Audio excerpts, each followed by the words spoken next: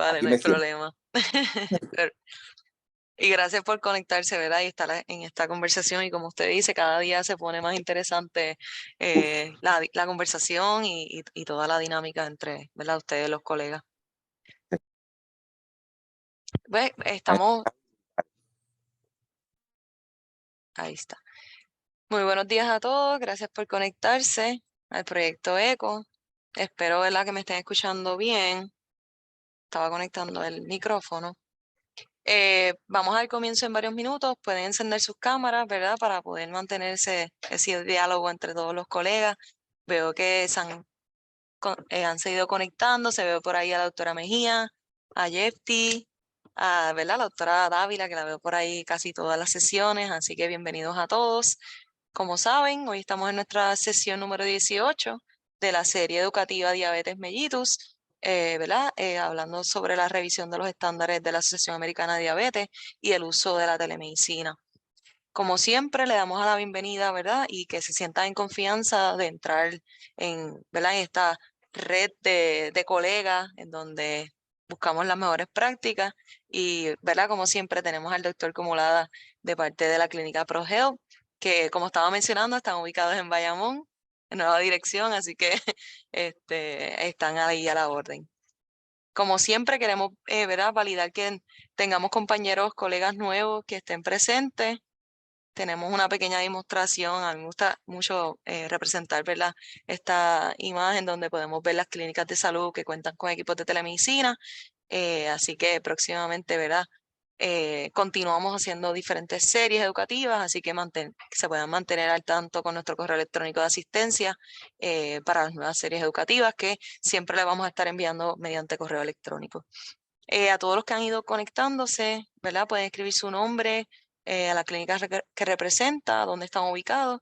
Y mientras los voy leyendo, ya sé que todos los que se han conectado hasta el momento han participado, así que qué bueno que estén aquí en la sesión número 18.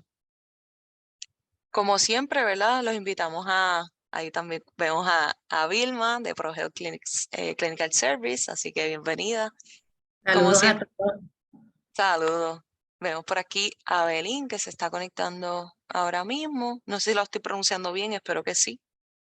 Los animamos a que, ¿verdad? Siempre que puedan encender sus cámaras durante la sesión, puedan escribir en el chat en cualquier momento. Tenemos un equipo de trabajo que siempre está pendiente al chat, así que si por alguna razón no pueden encender el micrófono y hacer la pregunta al doctor Cumulado o algún otro colega que esté presente, pues pueden escribirlo en el chat que nosotros con mucho gusto lo vamos a leer la pregunta.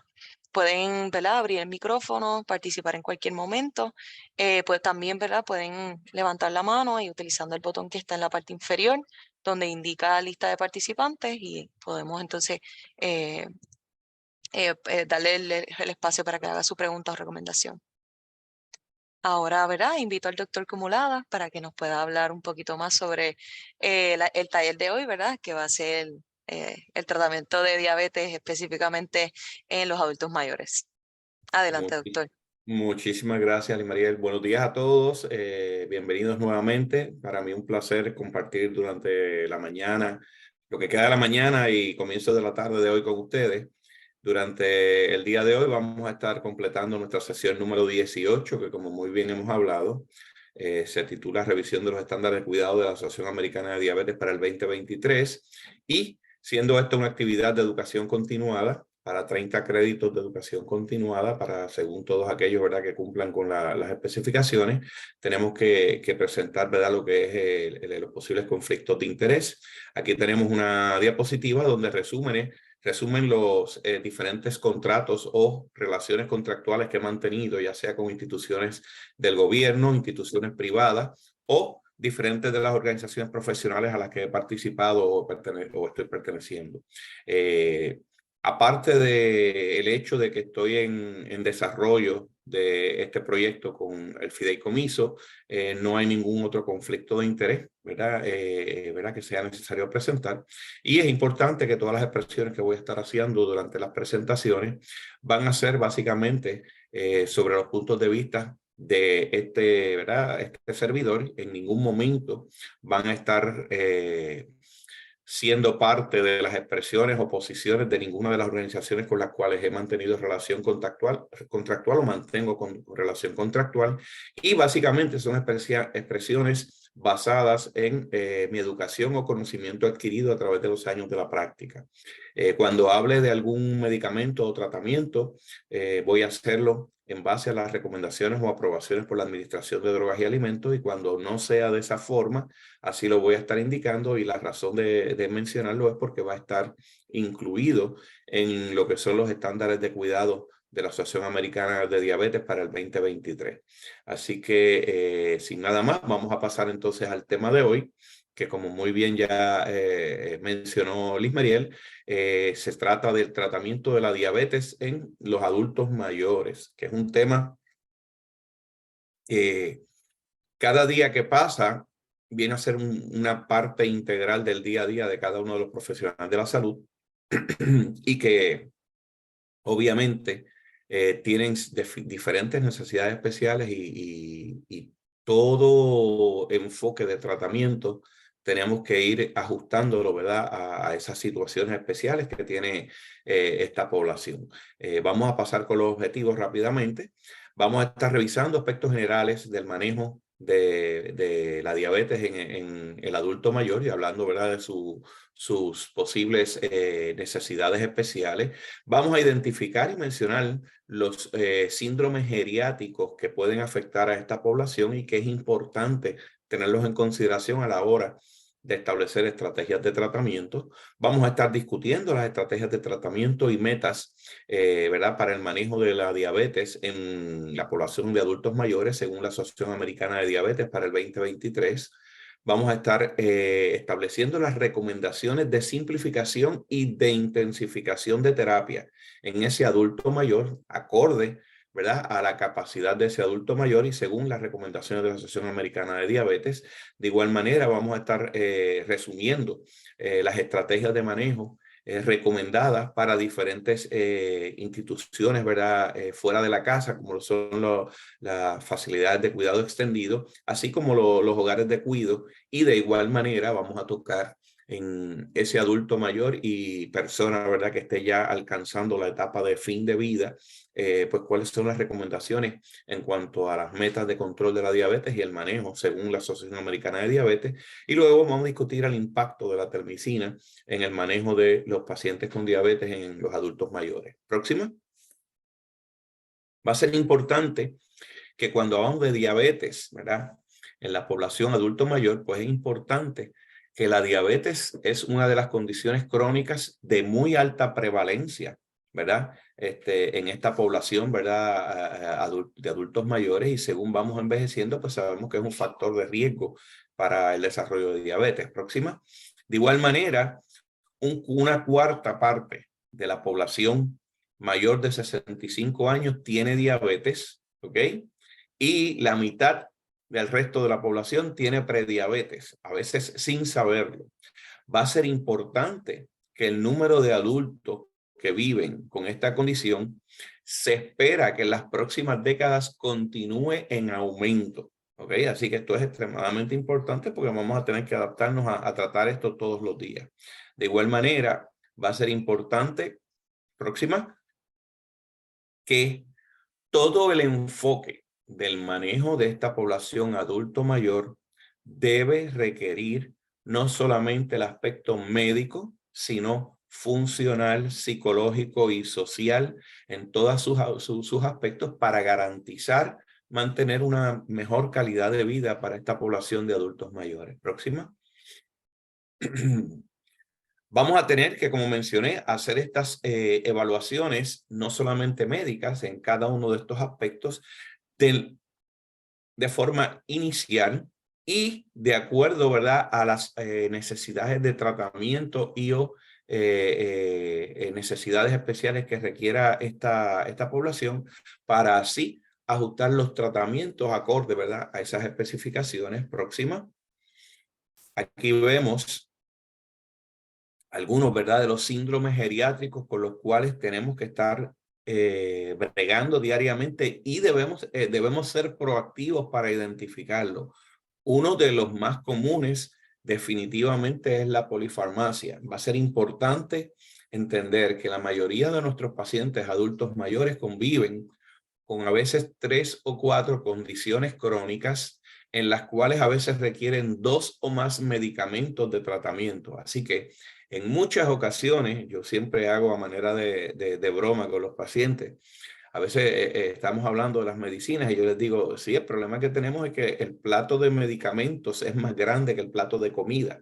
Y esto es un aspecto bien importante y que, como vamos a ver, debemos buscar la manera de simplificar, ¿verdad?, esa polifarmacia y garantizar la mínima interacción de medicamentos que pueden repercutir en efectos secundarios y o interacciones que perjudiquen a nuestros pacientes. Obviamente, y alinea con la polifarmacia, va a ser bien importante el aspecto de, ¿verdad?, los problemas cognitivos de las personas, que según aumentan la edad, pues vamos teniendo la capacidad de disminuir esa cognición, y que muchas veces interfiere con la toma adecuada de todos esos medicamentos que tenemos que ingerir, en cuyo caso muchos de estos pacientes van a requerir de asistencia de un cuidador que esté a cargo de la administración de los tratamientos y del cuidado diario de ese paciente con impedimento cognitivo. Muchos de estos pacientes llegan inclusive a deprimirse y viven a veces meses, años con una depresión oculta que ninguna persona o familiar se da cuenta o hace, ¿verdad?, caso de los síntomas de alerta, y que perjudican hasta cierto punto la calidad de vida. De igual manera, tenemos que bregar con los cambios que ocurren muchas veces por complicaciones de la neuropatía diabética, que pueden ser los problemas de vejiga urinaria, incluyendo la incontinencia, como problemas estructurales, como por ejemplo en la mujer que ha tenido matriz, ¿verdad?, pesada y que tienen una disminución, una caída de esa matriz, causando entonces esfuerzo contra la vejiga, pérdida de los esfínteres, del control de esfínteres, y que hay que tratamiento tanto de terapia, ¿verdad? Hay muchos ejercicios que se utilizan para fortalecer el piso, ¿verdad?, del perineo y ayudar a disminuir la incontinencia urinaria, como medicamentos que se pueden utilizar, y reconocer que a veces esos medicamentos pueden traer síntomas o situaciones, ¿verdad?, que perjudican o limitan la calidad de vida de nuestro paciente. Posiciones bien importantes que tenemos que estar pendientes, o síndromes que tenemos que estar bien pendientes, son la combinación del dolor persistente, que puede ser por diferentes causas: artritis, neuropatías, enfermedades crónicas, así como el riesgo de caídas que hay que evaluar para este paciente, ¿ok? Y de la fragilidad de ese paciente, que usualmente, según aumentamos en la edad, envuelve lo que llamamos la sarcopenia el envejecimiento, en cuyo caso podemos tener unos índices de masa corporal que parecen estar normales, o a veces sobrepeso u obeso, pero el paciente realmente tiene una capacidad muscular débil, la cual le confiere una fragilidad y un riesgo aumentado tanto de caídas como de fracturas. Así que todos estos aspectos hay que estar bien pendientes en identificarlos y hacer los cambios apropiados que vayan en adición al manejo de la diabetes, para tratar de mejorar la calidad de vida de ese paciente. Perdón, próxima. Va a ser importante que, como mencioné, la función cognitiva de nuestros pacientes va progresivamente deteriorando, y se ha encontrado, ¿verdad?, que hay un por ciento de la población mayor de 65 años que significativamente va progresando en el deterioro del estado cognitivo. Así que es importante que en esa visita inicial de una persona adulta mayor, tanto como anualmente o según sea necesario por los cambios cognitivos que estemos viendo, se debe intervenir, y, si es necesario, referir ese paciente a las ¿verdad?, profesionales de la salud pertinentes que tengan que ayudarnos con esta situación. Va a ser importante que una de las estrategias atadas a esta función cognitiva van a ser los riesgos de hipoglucemia. Próxima. Esos pacientes que estén a riesgo de hipoglucemia van a tener una mayor oportunidad de deterioro cognitivo y por lo tanto debemos tratar de disminuir o minimizar el riesgo de hipoglucemia en estos adultos mayores.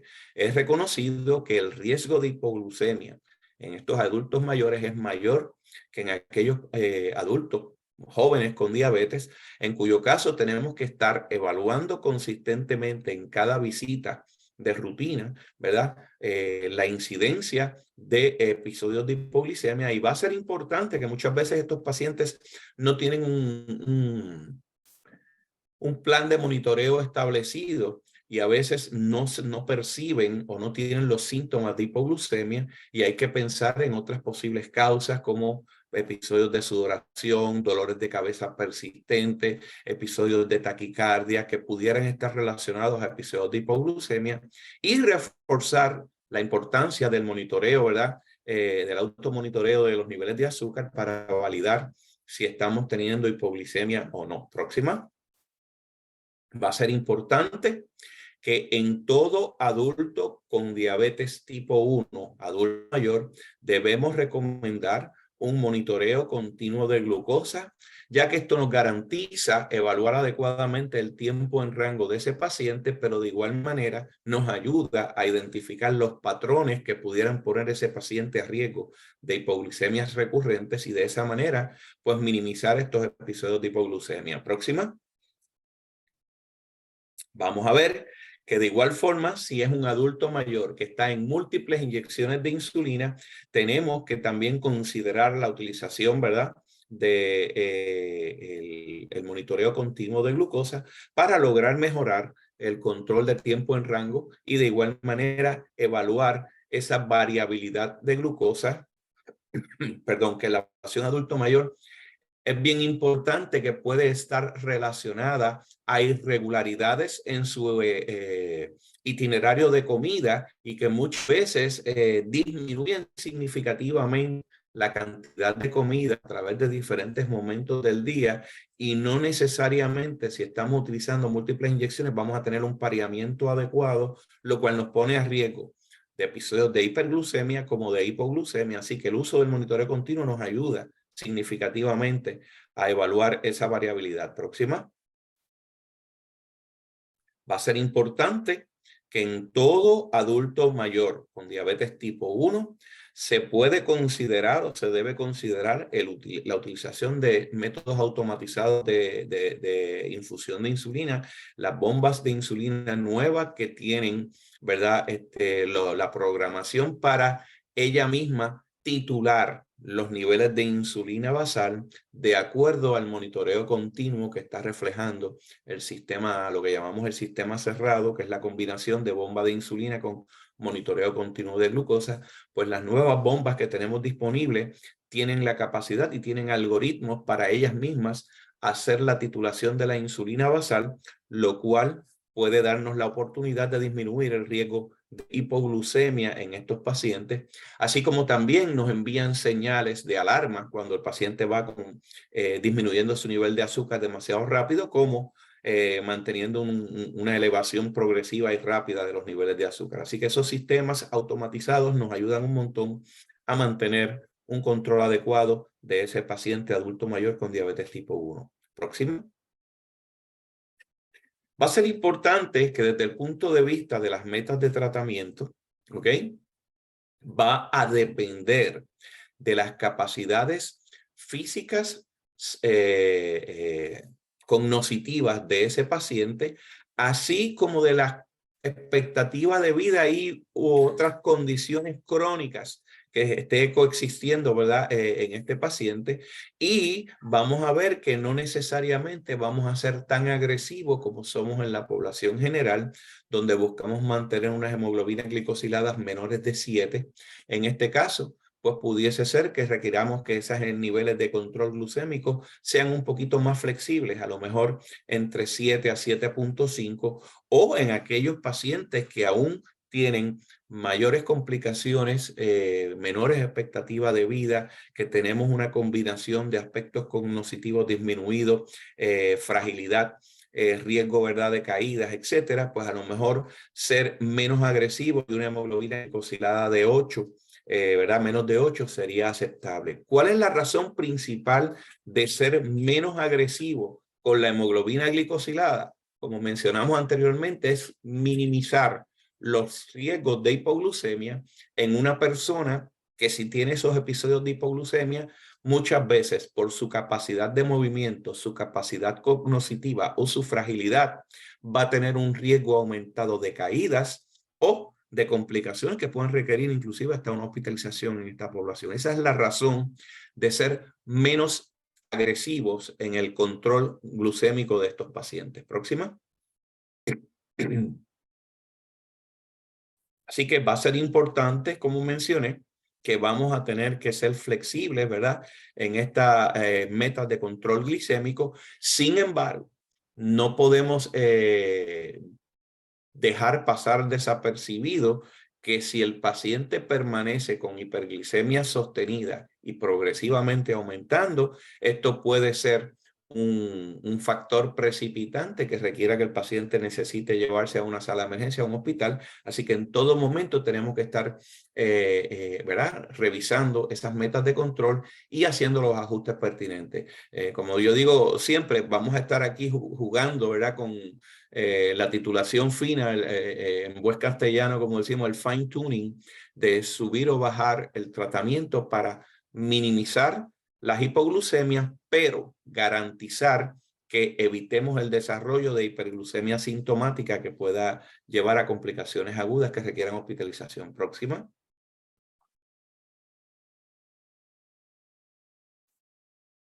Va a ser importante, que el cernimiento para las complicaciones de diabetes también va a ser algo que vamos a tener que prestar mucha atención. ¿Por qué? Porque esto va a impedir en muchas veces la capacidad funcional del paciente. No es lo mismo un paciente que tenga diabetes y que presente una neuropatía significativa, donde haya debilidad progresiva y capacidad para ambular adecuadamente, y que a la misma vez ese paciente ya tenga una insuficiencia renal o un fallo renal terminal que esté requiriendo diálisis. Así que todas estas cosas complican el cuadro de la calidad de vida y las intervenciones de tratamiento, así que tenemos que estar monitoreando adecuadamente. De igual manera, si tengo una retinopatía que va progresiva y que el paciente ha perdido significativamente visión, pues todas estas cosas le afectan en el diario vivir. Así que hay que estar bien pendiente de estas complicaciones y obviamente, si no las tiene, tratar de mantener un control adecuado para minimizarlas, y si las tiene, considerar, y esto es un aspecto que para mí es bien importante. A veces los compañeros subespecialistas fallamos en términos de la recomendación a nuestros pacientes adultos mayores. Si ya yo tengo un paciente con enfermedad en diálisis, casi ciego por retinopatía diabética, con limitaciones en la capacidad de movimiento, a veces viene el cardiólogo y dice, no, tienes esa glicosilada en 7.4, necesitamos que baje a menos de 6.5. Mira, si vas a ser agresivo de esa forma, ese paciente lo que va a tener un riesgo de hipoglucemia recurrente, caídas, episodios de eventos isquémicos, arritmias cardíacas, trombosis cerebrales. O sea, tú tratando de alcanzar un beneficio de control glicémico en un paciente que ya tiene unas complicaciones crónicas y que está en una etapa donde probablemente, ¿verdad?, no va el ser agresivo no va a añadir beneficio en cuanto a las expectativas de vida, pues tenemos que ser un poquito más flexibles y no ser tan agresivos. Así que en muchas ocasiones, como vamos a ver más adelante, vamos a presentar en qué momento se debe, en base a estas complicaciones, de intensificar terapia. Próxima. Va a ser importante que igual debemos evaluar el tratamiento de la hipertensión, ¿verdad? Y esas metas tienen que ser reevaluadas. Quiere decir que nos vamos a alejar de la meta recomendada de una presión arterial de menos de 130/80? No. Las recomendaciones siempre van a ser que si yo puedo alcanzar una meta de presión arterial de 130/80 de una manera segura, minimizando aspectos de efectos secundarios, caídas por problemas de hipotensión, etcétera, voy a buscar las metas de una presión de menos de 130/80. Pero según voy teniendo riesgo de todas esas posibles efectos secundarios o complicaciones, tengo que ser menos agresivo para mantener una buena calidad de vida en ese paciente. Próxima. De igual manera, el riesgo ¿verdad? De esos factores, o valga la redundancia, esos riesgos, factores de riesgo cardiovascular deben ser individualizados. Si yo tengo una persona, y ya esto lo hemos discutido, por ejemplo, en los aspectos de la utilización de estatinas, si yo tengo una persona con diabetes, con 85 años, que está con dolores en las coyunturas, con dolores musculares y no está tomando estatina, ¿qué beneficio le voy a estar dando de añadirle un medicamento que me puede aumentar efectos secundarios y que la expectativa de vida de ese paciente probablemente no va a alcanzar para el beneficio de ese medicamento? Pues todos estos aspectos hay que considerarlos de cómo vamos a manejar el uso de medicamentos para el colesterol, el uso de medicamentos como antiplaquetarios como la aspirina, que si el paciente tiene una caída puede tener un riesgo grande, ¿verdad?, de sangrado, etcétera. Todas estas cosas se deben evaluar a consideración de que en la mayoría de los estudios intervencionales, tanto para prevención primaria cardiovascular como para prevención secundaria, no hay muchos participantes o los estudios son limitados en población adultos mayores, y en este caso estoy hablando específicamente edades de mayores de 75 años. Muchas veces estos estudios no evalúan esa población, así que es data limitada la que tenemos de beneficio. Por lo tanto, tenemos que sopesar los riesgos de ser agresivo con estos factores versus los posibles beneficios que no han sido demostrados en estudios clínicos. Próxima. Aquí vemos una tabla, ¿verdad?, más o menos donde establece las consideraciones de tratamiento para estos pacientes con adultos mayores. Y si vemos desde la primera columna a mano izquierda, ahí vamos a tener descritas las características de ese paciente, ¿verdad?, adulto mayor. Y dependiendo hacia mano derecha, vamos a ir viendo las columnas. La segunda columna, luego de la identificación de las características de ese paciente, nos identifica la razón, ¿verdad?, o el racional para hacer esos ajustes o ser menos flexibles o más agresivos. Luego vamos a tener lo que serían las metas de control glucémico medidos por la hemoglobina A1C. Luego las metas de azúcar antes de las comidas, las metas de azúcar al momento de acostarse, lo que sería la meta de presión arterial, ¿ok? Y obviamente las recomendaciones en cuanto a lípidos. Vamos a ver que según vamos bajando en la columna del adulto saludable al adulto con múltiples condiciones crónicas, al adulto con muy complejo, que ya tiene aspectos de fragilidad, pues vamos a ver, viendo, ¿verdad?, que vamos a ser menos agresivos en cada uno de esos parámetros. En el caso de los niveles de azúcar, permitiendo tal vez unos niveles un poquito más elevados en esa hemoglobina glicosilada, así como en las azúcares antes de las comidas y a la hora de acostarse. En la presión arterial, pues como dije, vamos a tratar de mantener esa meta de 130/80. Ya cuando estamos muy complejos, fíjense que la meta debería ser menos de 140/90, acorde, ¿verdad?, a las situaciones de ese paciente. Próxima. Va a ser importante, ¿ok?, que en los estilos de vida vamos a tener, y esto es algo que hay que hablarlo muchas veces con los familiares y los cuidadores. Hay que buscar opciones para garantizar una ingesta adecuada de proteínas en el adulto mayor. Usualmente el adulto mayor va a disminuir su consumo de calorías totales, y dentro de las calorías una de las cosas que, de los macronutrientes, una de las cosas que más dejan de comer son precisamente los grupos de proteína, las carnes. Lo que quieren son majados de vianda, purés.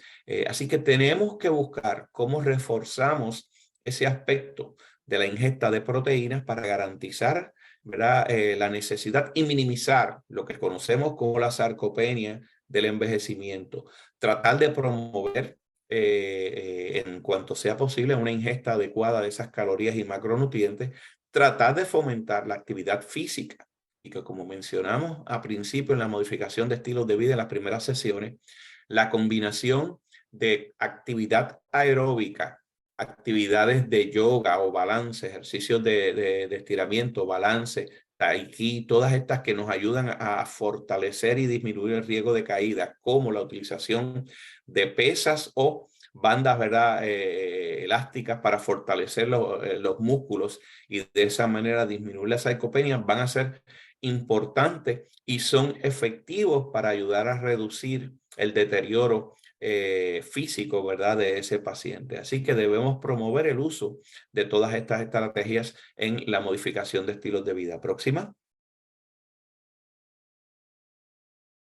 Va a ser importante que para todo adulto mayor con diabetes tipo 2 que esté sobrepeso y obeso y que tenga la capacidad de mantener una rutina de ejercicio adecuada, debemos enfocarnos, ¿ok?, en esos cambios para tratar de promover, y esto es otra cosa, otro aspecto que es importante, una pérdida de peso de entre un 5 a un 7%, ¿ok? Esto nos facilita la capacidad de movimiento, la calidad de vida, la sensación de bienestar de ese paciente y hasta cierto punto va a colaborar en el control de factores de riesgo. Y va a ser importante, ¿ok?, que aquí tenemos que trabajar mucho con la presión de grupo. Yo constantemente tengo ejemplos de pacientes que a veces los mismos familiares se los llevan porque están sobrepeso o obesos. Tienen problemas de descontrol de su azúcar y según los ponemos en una estrategia de tratamiento, mejoran su control glucémico, disminuyen de peso significativamente y entonces los familiares, ay, tú te ves enfermo, has bajado demasiado, ay, Dios mío, qué enfermo tú te ves. Entonces, ¿qué pasa? Me desmotivan a ese paciente que cuando va a la oficina yo le pregunto cómo tú te sientes, me dicen, no, yo me siento mejor que nunca, estoy en un peso saludable, tengo mayor movilidad, estoy bien controlado de mi azúcar, pero mis hijos me dicen que estoy muy flaco, o mi esposa o mi esposo me dice que estoy muy flaco. Pues tenemos que bregar no solamente con la educación de ese paciente, sino de esos familiares o cuidadores para que entiendan que en estos casos esa reducción de peso que estamos buscando le va a dar un beneficio significativo en cuanto a calidad de vida y control de sus condiciones coexistentes. Próximo.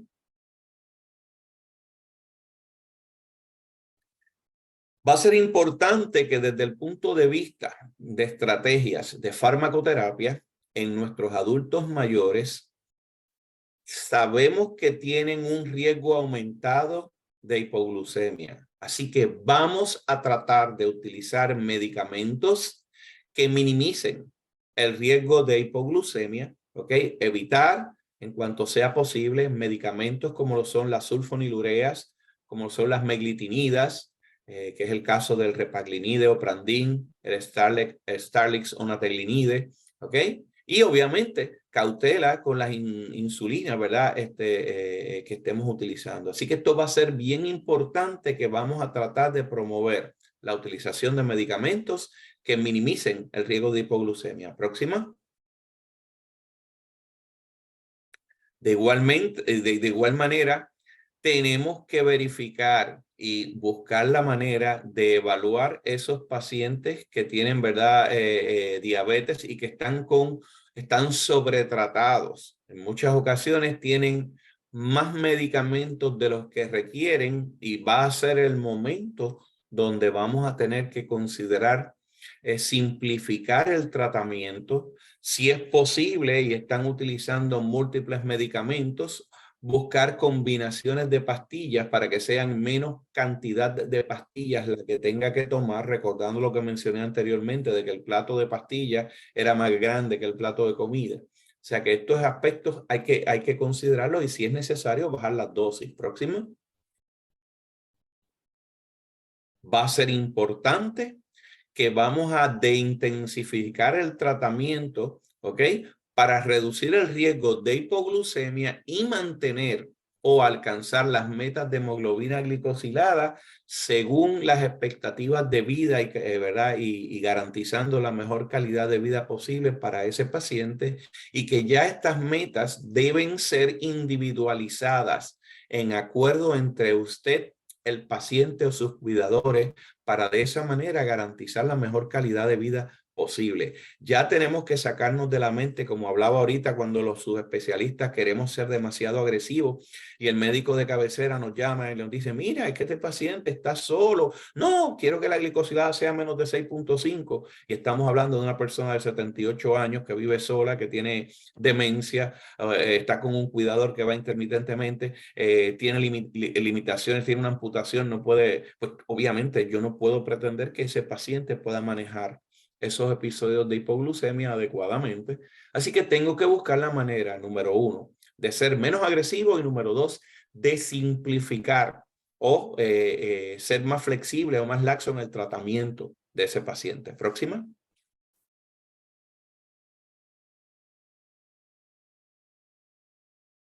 Establecer planes de simplificación de tratamiento, principalmente cuando estamos utilizando combinación de pastillas e insulina o cuando estamos utilizando múltiples inyecciones de insulina.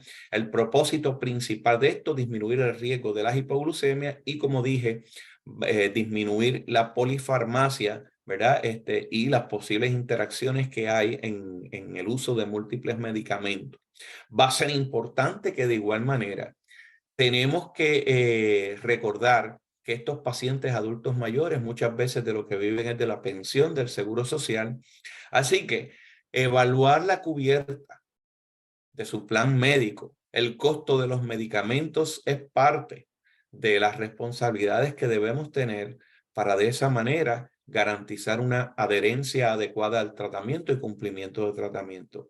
Es frustrante ver cómo queremos recomendarle a pacientes adultos mayores las medicinas que han demostrado beneficios de disminuir riesgo en personas, ¿verdad? Adultos de edad promedio, de edad media, ¿verdad?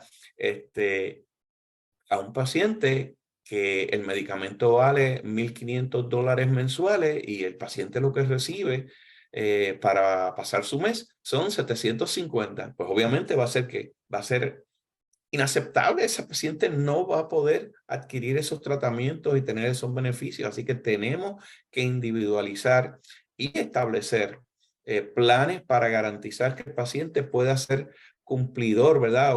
Tenga un cumplimiento adecuado de ese tratamiento. Próxima. Aquí vemos uno de los primeros algoritmos que vamos a presentar.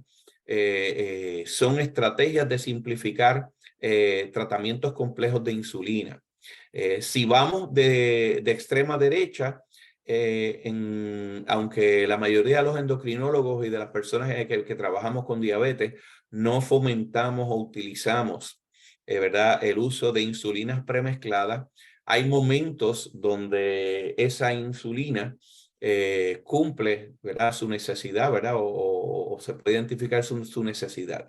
Va a ser importante que en la mayoría de estos pacientes, una de las recomendaciones es que dependiendo de cómo vamos limitando la ingesta de alimentos, se disminuye la dosis total a un 70% de lo que estaba utilizando, ¿verdad? En el paciente, la dosis total de insulina a inyectarse por la mañana. ¿Ok? Inicialmente, si yo puedo utilizar una sola inyección de insulina premezclada en ese paciente adulto mayor, prefiero que sea utilizándola por la mañana porque la expectativa es que durante el transcurso del día esté haciendo su plan de alimentación. Y si se fijan, en la parte, tiene una línea hacia la parte de abajo, donde establece cuáles van a ser las recomendaciones de cómo ajustar cada una o cada 2 semanas esos niveles acorde a cómo estén saliendo esos parámetros de azúcar, ¿ok? En aquellos casos que el paciente se acuesta con el azúcar en unos niveles aceptables o aceptables elevados y continúa con niveles de azúcar aumentados durante el transcurso de la noche, pues a veces se puede recomendar la utilización de insulina premezclada en 2 ocasiones. Así que esto tiene que ser individualizado, pero no perder de perspectiva el riesgo de la utilización de insulina premezclada de hipoglucemia durante el transcurso de la medianoche a las 2 de la madrugada, así que eso pudiese ser un factor limitante.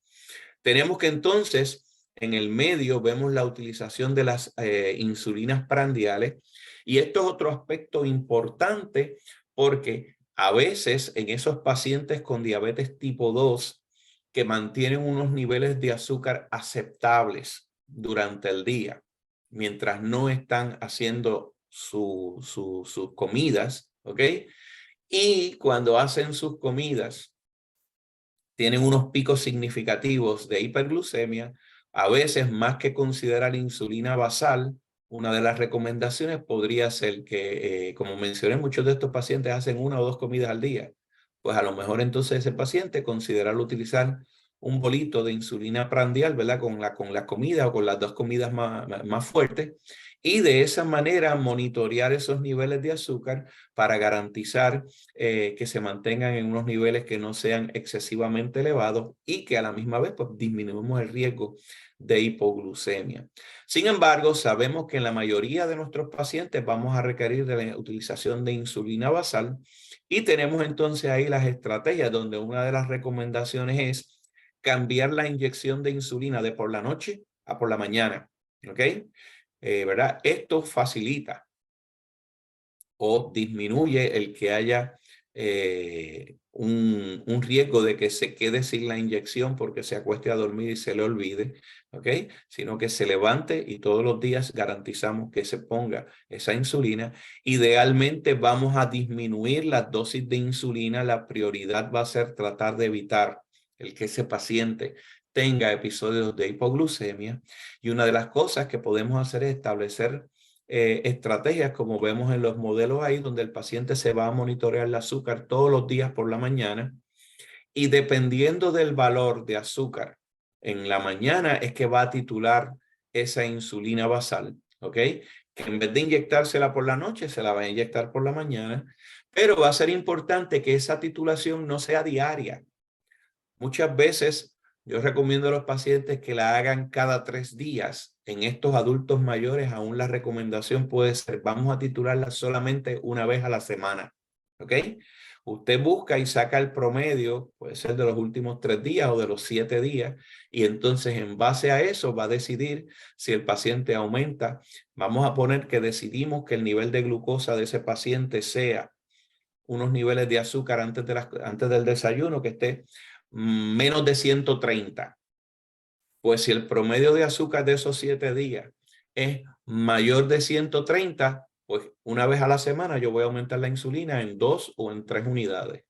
La próxima semana saco el promedio nuevamente. Sigue saliendo más de 130, le aumento 2 o 3 unidades más según la cantidad que he establecido. Y voy a hacer esa titulación hasta que el azúcar comience a salir por debajo de 130. ¿Qué va a pasar entonces? Entonces vamos a estar pendientes del extremo inferior. Yo usualmente recomiendo a mis pacientes, y esto es una recomendación personal, las metas de control de azúcar antes del desayuno, según la recomendación de la Asociación Americana de Diabetes, entre 80 a 130. Pues yo le doy la titulación para aquellos pacientes que tengan las azúcares por encima de 130. Se evalúan el promedio durante 7 días. Si es mayor de 130, le van a subir 3 unidades. Ahora bien, dije que la meta inferior es más de 80. Yo no llego hasta 80 porque yo quiero proteger a mi paciente de la hipoglucemia. Así que si el promedio de azúcar es menor de 90, yo le disminuyo 2 unidades. Así que la instrucción que yo le doy es, si ese promedio a la semana es más de 130, tú vas a subir 3 unidades. Si es menos de 90, vas a disminuir 2 unidades. Esa instrucción va a tener la capacidad de que ese paciente, en términos generales, mantenga su nivel de azúcar en ayuna entre 90 a 130, cumpliendo con las expectativas de la Asociación Americana de Diabetes y manteniendo un riesgo mínimo de hipoglucemia. Y esto es algo que o lo puede hacer el paciente o lo puede hacer el cuidador. Haciendo el ajuste una vez a la semana da la oportunidad de que no tenga que estar pendiente de cuánta insulina se va a poner diariamente porque sabe que solamente la va a cambiar una vez a la semana. Así que son las estrategias de lo que llamamos simplificar ese tratamiento con insulina. Próxima. Aquí vemos entonces las consideraciones de tratamiento de simplificación de terapia o de intensificación y de cómo disminuir las dosis de medicamento acorde a ¿verdad? Las características de ese paciente. Vemos aquí de igual manera en la columna de extrema izquierda las características de ese paciente, lo que sería un paciente saludable, hacia abajo, complejo, ya con complicaciones, ¿verdad? Crónicas, y vamos a ver más adelante las otras, y cuáles van a ser las metas en la columna, en la próxima columna de la derecha, desde el punto de vista de hemoglobina glicosilada, cuáles van a ser las consideraciones o los racionales para de intensificar terapia, qué estrategias en la próxima columna vamos a utilizar para disminuir, ¿verdad? O simplificar el tratamiento, y cuándo se debe considerar disminuir o descartar o descontinuar tratamiento de esos pacientes. No voy a entrar en cada uno de esos porque nos tomaría mucho, pero ahí la tienen de referencia. Próxima, que es la segunda parte de la tabla, vemos que esto continúa. Ya cuando el paciente es muy complejo, pues vamos entonces a tratar de evitar, ¿verdad? Fíjense una de las cosas importantes, ¿ok? Si yo tengo un paciente que está muy complejo y o que está en una etapa de fin de vida, ¿ok? La utilización de la hemoglobina glicosilada para dictar las estrategias de tratamiento ya pasa a un segundo plano, o mejor dicho, no tiene validez o importancia, ¿ok? Aquí vamos a trabajar con el día a día para minimizar o evitar los episodios de hipoglucemia y minimizar o evitar los episodios de hiperglucemia sintomática que van a requerir que ese paciente necesite de un tratamiento agudo, a lo mejor en una sala de emergencia o un hospital. Así que en esos pacientes muy complicados o que ya están en una etapa de terminación, ¿verdad? De fin de vida, nosotros vamos a procurar mantener sus niveles de azúcar en un nivel que sea lo suficientemente alto para que no tenga episodios de bajones de azúcar, pero lo suficientemente bajo para que no tengamos síntomas de hiperglucemia que requieran tratamiento. Así que esas son, a manera de resumen, los aspectos más importantes de esa segunda parte de la tabla que vemos aquí. Próxima. Va a ser importante que ahora, refiriéndonos a centros de cuidado, ya sea facilidades de cuidado extendidas o nursing home, va a ser importante, ¿verdad? Que todas estas facilidades deberían tratar de tener, usualmente quienes dan servicio ahí son médicos primarios, ¿verdad? O médicos que se especializan en geriatría, y aquellos que van a dar las recomendaciones de cuidado extendido cuando es así. Sin embargo, deberían tratar de tener todas estas instituciones algún apoyo de ya sea especialistas en diabetes, ¿verdad? Grupo interdisciplinario para la educación y el automanejo de la diabetes que sirvan de apoyo a estas instituciones. ¿Ok?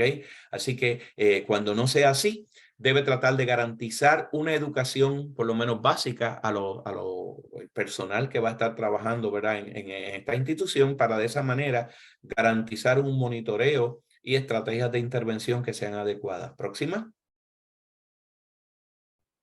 Va a ser importante que este tipo de pacientes, sus metas, y esto es otra cosa que es importante, deben ser individualizadas, ¿ok? Y como dije, la selección de tratamientos deben ir acorde, ¿verdad?, a las necesidades y riesgos de hipoglucemia de ese paciente, para garantizar o minimizar, ¿verdad?, los episodios de hipoglucemia, y a la misma vez que asegurarnos que mantengan un monitoreo adecuado de los niveles de glucosa, que pueden entonces causar, ¿verdad? Si no hay un control adecuado, pueden causar estadías prolongadas en el caso de las facilidades de cuidado extendido, o en aquellos pacientes que están en nursing home, que se decompensen y requieran entonces el tratamiento, ¿verdad?, en una institución de servicios agudos, como sea una sala de emergencia o un hospital. Próxima.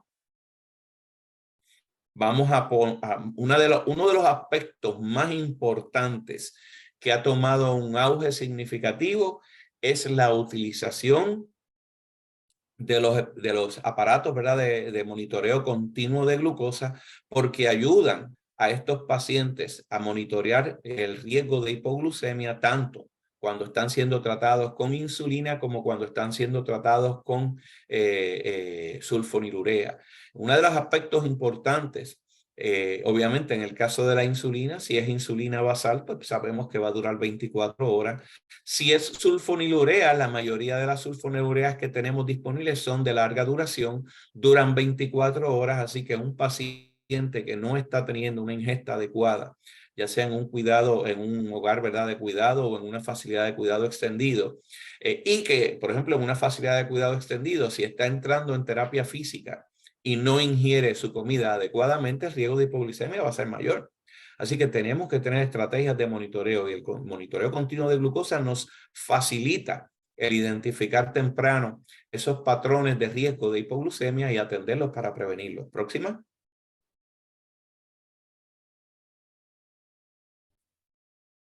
Va a ser importante establecer estrategias de comunicación con los profesionales, ¿verdad?, con los médicos a cargo de ese paciente, y obviamente en caso de que hayan episodios de hipoglucemia, debe haber una comunicación directa, ¿verdad?, con el profesional de la salud a cargo del paciente.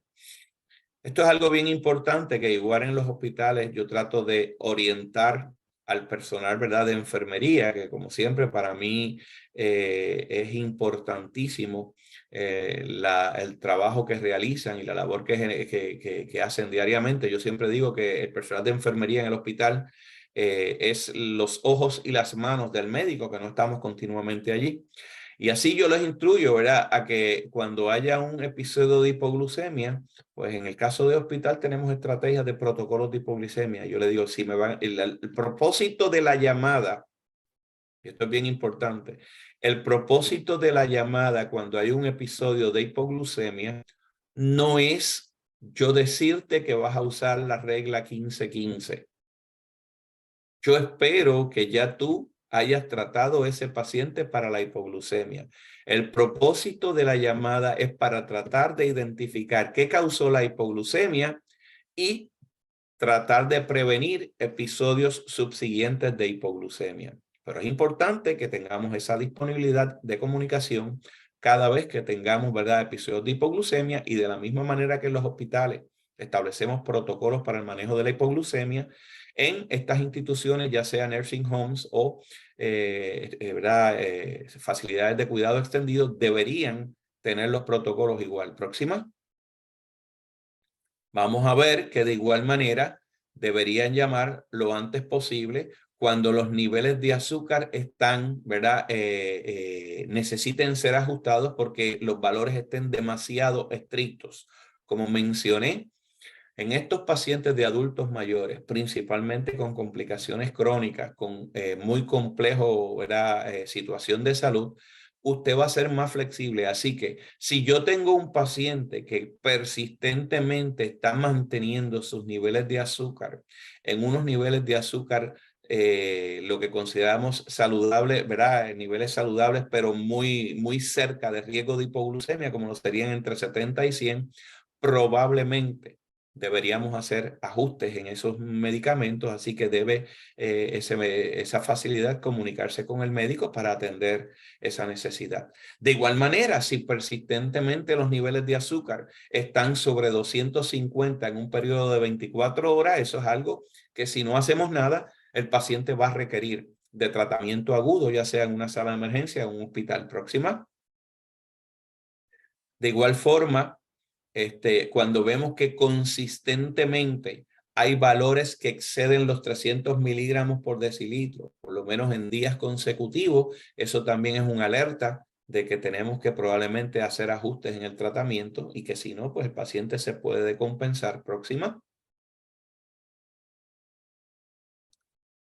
Cualquier lectura que esté dando high, ¿ok? En el monitor de glucosa debe ser preocupante y debe ser una razón para llamar al médico. De igual manera, próxima, si la persona se ve enferma, está vomitando, está teniendo muchos episodios de orina, ¿verdad? Orinando con mucha frecuencia, mucha cantidad, ha disminuido su ingesta calórica. Esos son razones para considerar, ¿verdad? Episodios de hiperglicemia sintomática y debe ser ese paciente evaluado y probablemente o requerir tratamiento o tener que ser llevado a una facilidad de cuidado agudo. Próxima. Va a ser importante que otro de los retos grandes en esta población adulto mayor es cuando ya estamos en una fase, ¿verdad?, paliativa, donde lo que estamos buscando es tratar de mantener una calidad de vida en esos días finales de estos pacientes, ¿verdad?, ya sea con adultos mayores o enfermedades terminales. Así que va a ser importante garantizar o establecer a esos cuidadores que el control estricto del azúcar y la presión arterial ya pasó a un segundo o tercer plano, ¿ok? No vamos a estar enfocados en dar un tratamiento agresivo para el control glicémico o control de presión arterial. De igual manera, muchas de las otras estrategias para el control de otras condiciones, como por ejemplo los lípidos, pasan a una menor importancia e inclusive en muchas ocasiones se puede considerar el descontinuar el tratamiento, dado que lo que queremos es mantener la mejor calidad de vida de ese paciente y los menos efectos secundarios y sobrecarga de medicamentos que muchas veces pues, pueden ser inconvenientes para ese paciente. Próxima. Va a ser importante tratar, ¿verdad?, de aliviar todos esos factores que sirven de estrés o estresores para ese paciente y garantizar o mejorar la calidad de vida y la dignidad de ese paciente debe ser la primera meta desde el punto de vista del manejo del paciente con diabetes, tanto para su diabetes como para los otros aspectos de su cuidado en estas etapas de paliativa, ¿verdad? O de condiciones terminales. Próxima.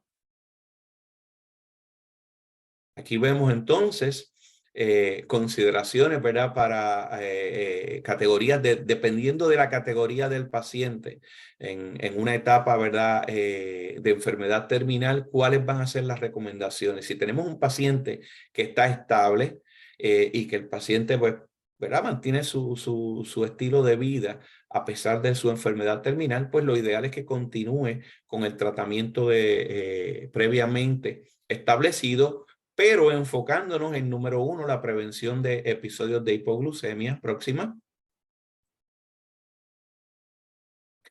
Tratar de manejar su nivel de hiperglucemia utilizando ya el monitoreo de los niveles de azúcar, asegurarnos, ¿verdad?, de que el nivel ¿verdad?, de que el nivel de riñón está adecuado y que no estamos teniendo, ¿verdad?, hiperglucemia a través, glicosuria, ¿verdad?, que se puede convertir en un problema de deshidratación y que entonces el paciente se decompense. Así que utilizamos más el monitoreo de los niveles de azúcar, como mencioné anteriormente, se puede utilizar el monitoreo continuo de glucosa y, como dije, no vamos a tener necesidad de estar ordenando niveles de hemoglobina glicosilada en estos pacientes debido a que la expectativa de vida del paciente pues no merece el que estemos considerando un tratamiento agresivo. Tú lo que quieres es tratar de mantener a ese paciente con menos riesgo de hipoglucemia,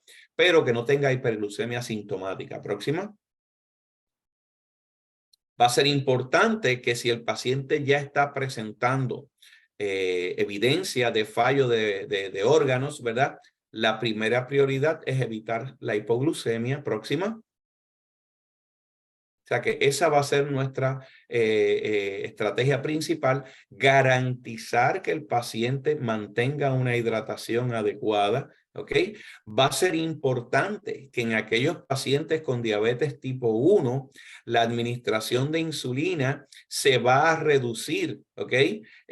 Prácticamente a mínima, o en ocasiones se va a suspender la insulina de las comidas. Porque como dije, muchas veces estos pacientes, su ingesta de dieta va a ser mínima, va a ser inconsistente. Así que el estar dándole insulina con las comidas lo que me puede promover es episodios de hipoglucemia, así que va a ser mínima o puede ser hasta suspendida. Próxima, sí vamos a considerar el continuar, ¿verdad? La insulina basal, tanto en esos pacientes con diabetes tipo 1 como en aquellos pacientes con diabetes tipo 2, pero reduciéndolo al máximo para evitar esos episodios de hipoglucemia. Esa debe ser nuestra estrategia principal en este tipo de pacientes, ¿ok? Que ya tiene evidencia de daño, ¿verdad? A órganos. Próxima. Cuando ya estamos en una etapa de un paciente básicamente en el proceso de muerte, descontinuación de todas las medicinas, en el caso del paciente con diabetes tipo 2, puede ser considerada como una opción, ¿ok? Principalmente cuando esos pacientes ya no están teniendo ingesta oral. Así que esto va a ser un factor bien importante. Próxima, en aquellos pacientes con diabetes tipo 1, va a ser importante que aunque no hay un consenso claro, probablemente la estrategia de mantener cantidades mínimas de insulina basal sea suficiente para evitar que ese paciente se decompense agudamente de su hiperglucemia y vaya a requerir una intervención adicional o empeorar la calidad de vida de ese paciente en esos días finales. Así que esa debe ser la estrategia. Así que básicamente yo creo que esas son las estrategias que tenemos desde el punto de vista de etapa de fin de vida próxima.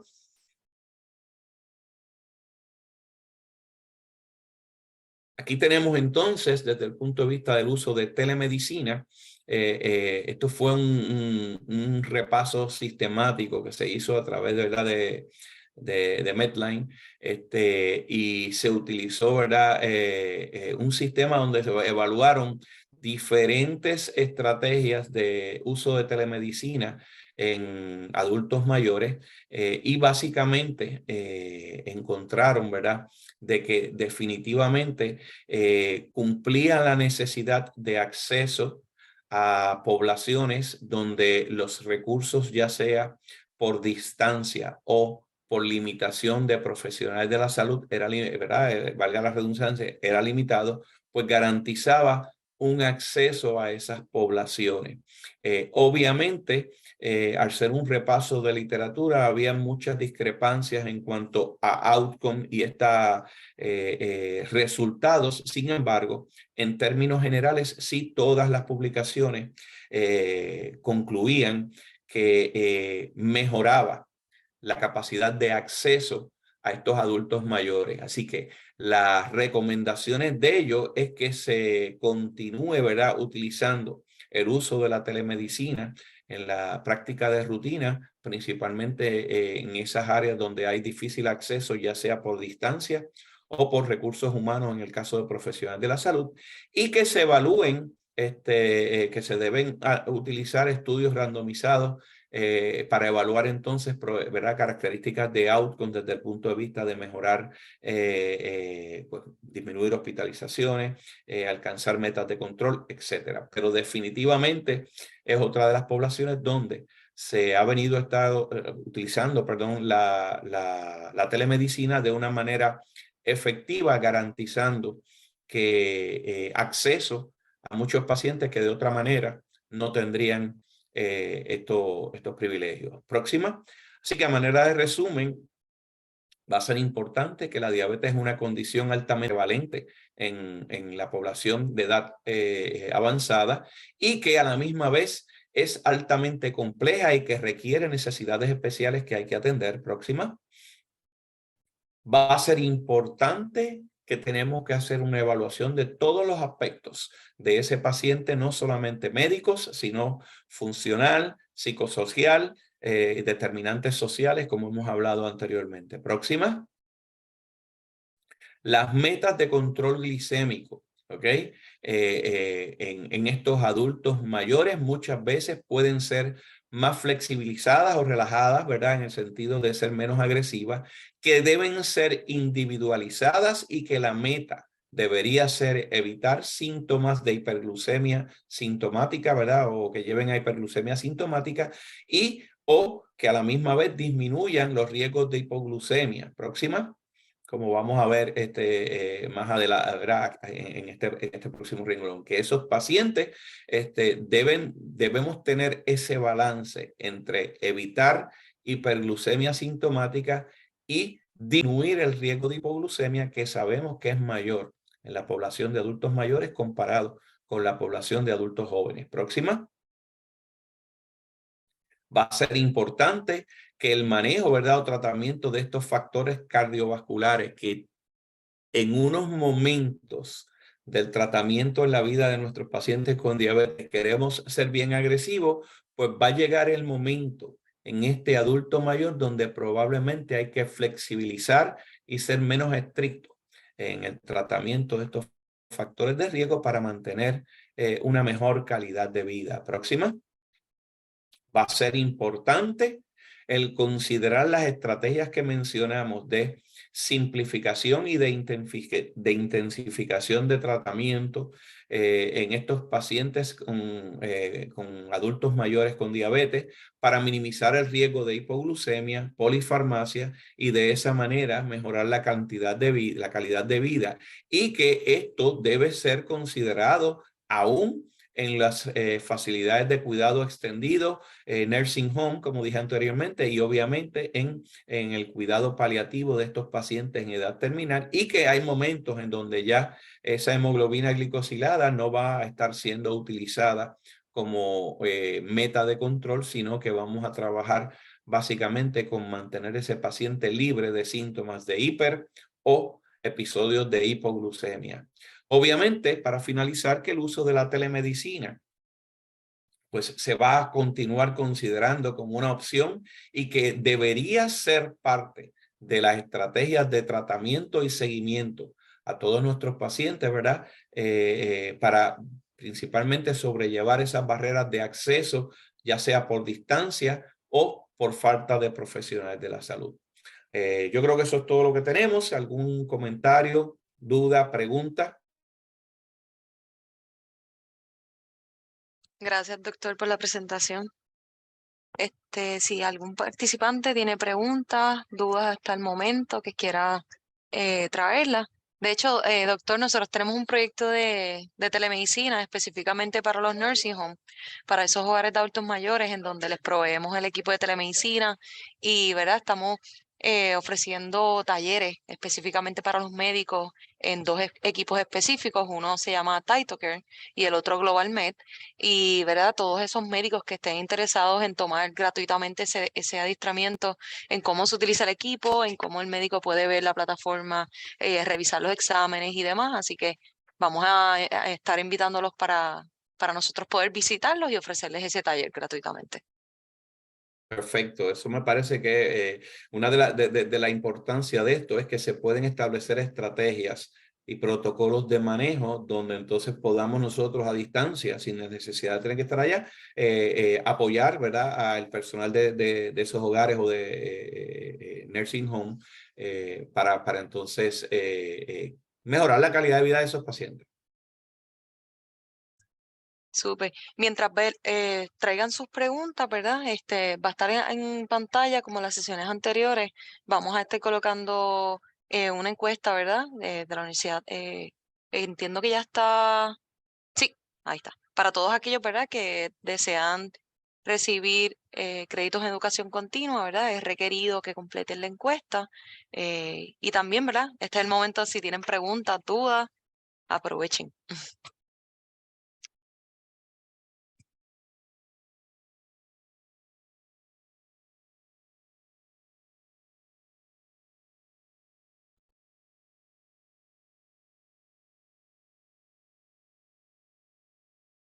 Veo que también se conectó el doctor Mario Paulino. Bienvenido. Gracias por conectarse a la serie.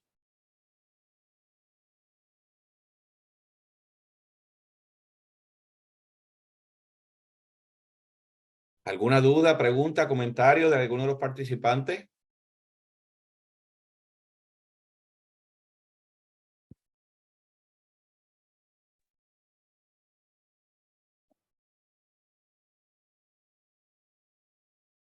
Veo ahora sí el doctor Velázquez. Saludos, doctor. Sí, saludos. No, era un comentario, doctor.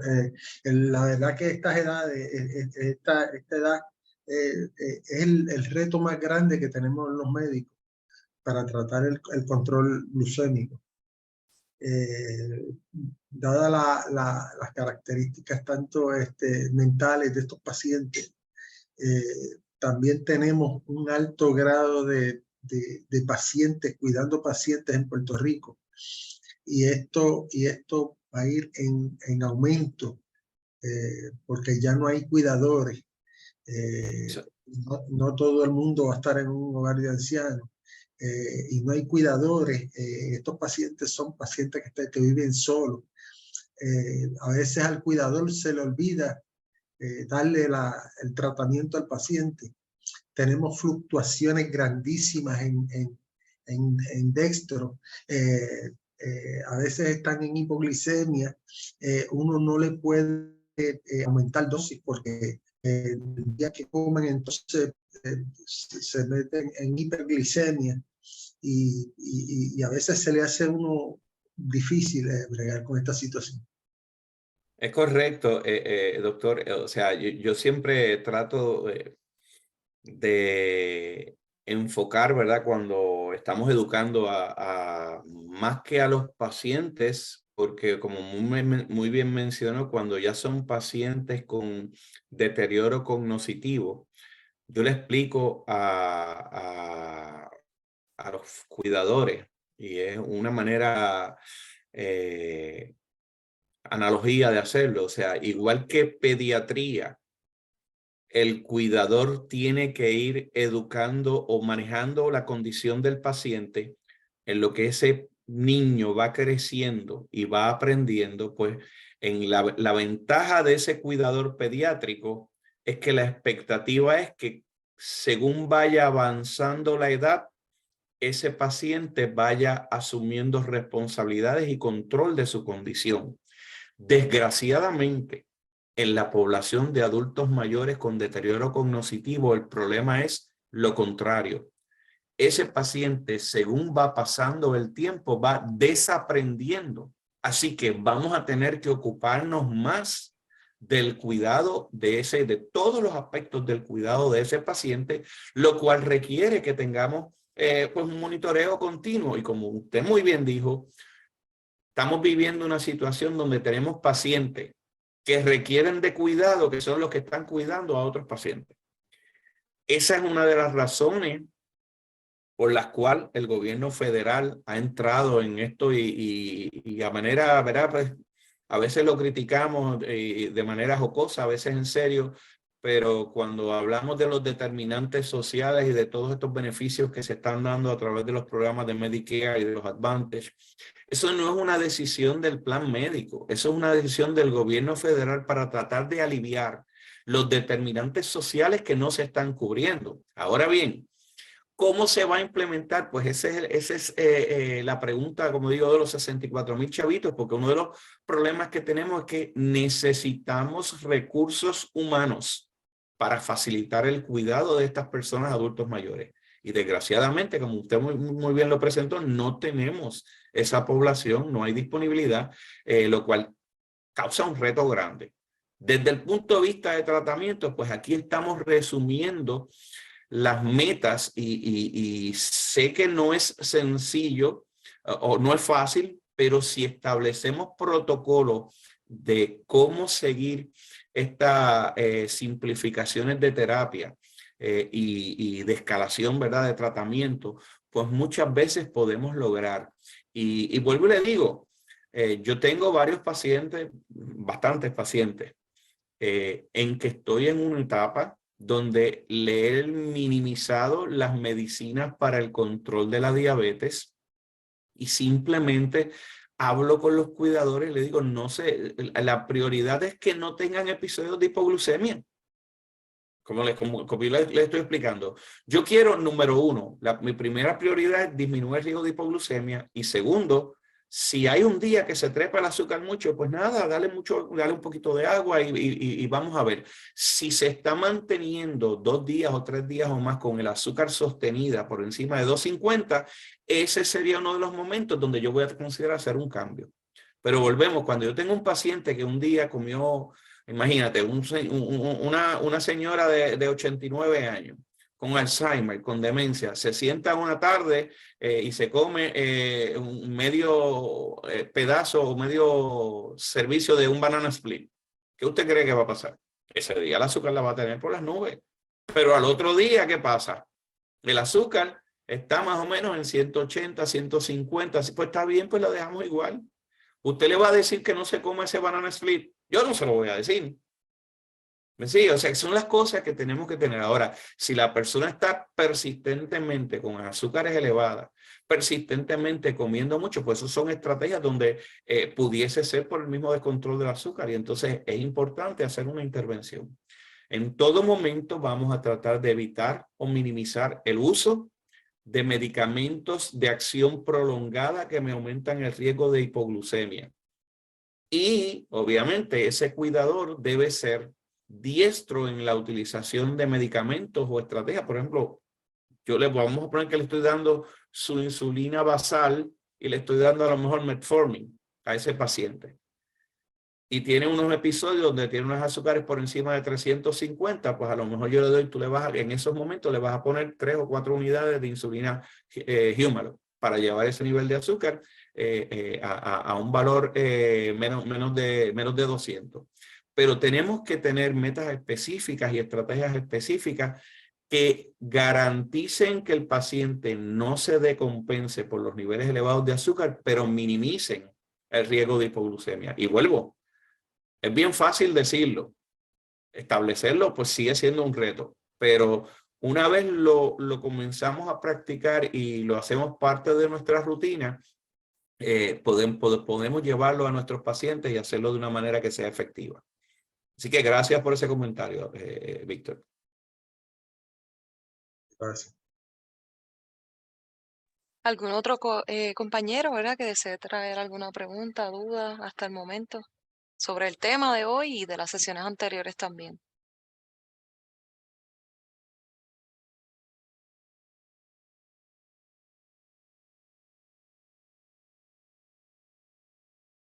Si surge alguno, no pasa nada, lo traemos y podemos pasar entonces al caso.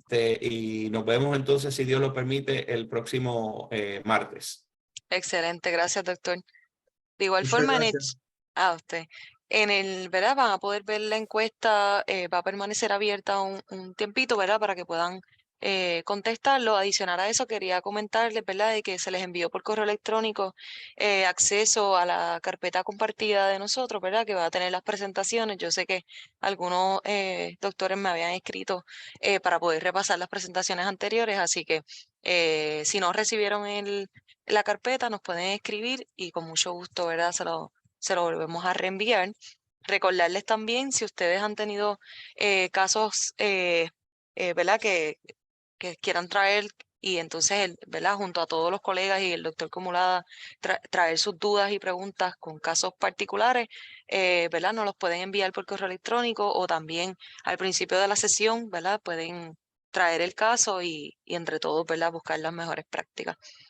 Deben estar contestando, ¿verdad? Lo que sería la encuesta de evaluación de satisfacción. Así que si tienen dudas y preguntas, se pueden comunicar con nosotros. Debe estar abierto el poll y puedan contestarlo. Adicionar a eso, le voy a colocar, Nidiana va a estar colocando en el chat un enlace que se lo hemos enviado por correo electrónico sobre el directorio de telemedicina, donde estamos, ¿verdad? Recolectando toda la información de los proveedores que desean estar y quieren ser parte del directorio de telemedicina. Nosotros nos vamos a acercar, ¿verdad? A ustedes y nos vamos a comunicar para poder hablarles un poquito más sobre el directorio y cómo nosotros podemos coordinar con ustedes para ofrecerles el taller de lo que es mostrarles el equipo, cómo el médico puede revisar los exámenes, cómo puede tener esa consulta en línea con el paciente. Podemos coordinarlo con ustedes, así que en confianza nos pueden escribir mediante correo electrónico o también se puede comunicar con nosotros y podemos visitarlos en su oficina. Gracias a todos y que tengan buen día. El correo electrónico, sí, lo voy a colocar en el chat. Ok. Voy a escribir, ahí está.